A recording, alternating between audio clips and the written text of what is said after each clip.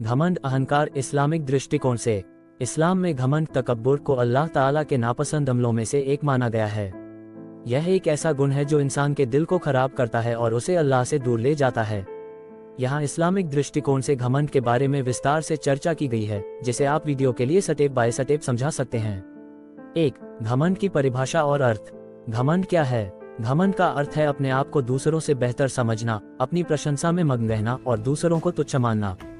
इसे अरबी में तकब्बुर कहा जाता है। तकब्बुर का अर्थ है अपने आप को बड़ा समझना और दूसरों को नीचा देखना। हदीस का संदर्भ। पैगंबर मोहम्मद सल्लल्लाहु अलैहि वसल्लम ने फरमाया, जो व्यक्ति अपने दिल में राई के दाने के बराबर घमंड रखेगा वह जन्नत में नहीं जाएगा।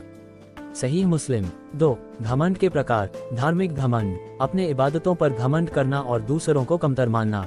धन और संपत्ति का घमंड, अपनी संपत्ति, धन दौलत और शोहरत पर इतराना।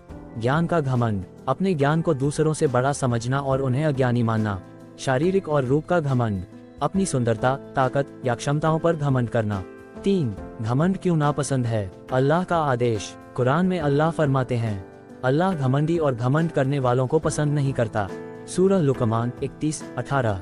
इब्लीस का घमंड। इब्लीस शैतान ने अल्लाह के आदेश को नकारा और आदम को सजा करने से मना कर दिया। उसने कहा, मैं उससे बेहतर हूँ। सूरह अल आराफ 7:12। घमंड की वजह से ही इब्लीस को जन्नत से निकाल दिया गया। 4. घमंड के दुष्परिणाम। 1. अल्लाह से दूरी।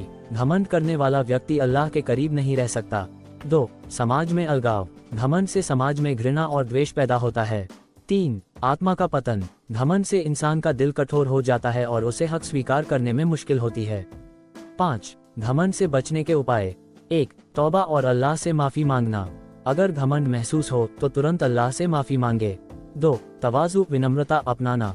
हमेशा दूसरों के साथ नरमी और विनम्रता से पेश आएं। 3. अल्लाह की ताकत को समझना। ये याद रखें कि सब कुछ अल्लाह का दिया हुआ है और इंसान उसकी कुदरत के आगे कुछ भी नहीं। 4. दूसरों की इज्जत करें। दूसरों के अच्छे गुणों को पहचानें और उनकी प्रशंसा करें।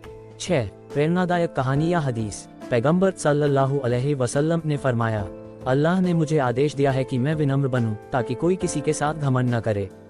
सही मुस्लिम। हजरत उमर की विनम्रता का किस्सा। हजरत उमर, जो खलीफा थे, अपने साधारण कपड़ों में लोगों के साथ रहते थे। उन्होंने कभी घमंड नहीं दिखाया। 7. अंत में संदेश। वीडियो का समापन इन बातों से करें।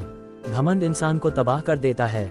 हमेशा विनम्र रहें, क्योंकि अल्लाह विनम्र लोगों को पसंद करता है। कुरान और हदीस से सीखें और घमंड से बचें। आप इन बिंदुओं को अलग अलग दृश्यों और आवाज के माध्यम से प्रस्तुत कर सकते हैं ताकि दर्शक इसे आसानी से समझ सकें और उससे सबक लें।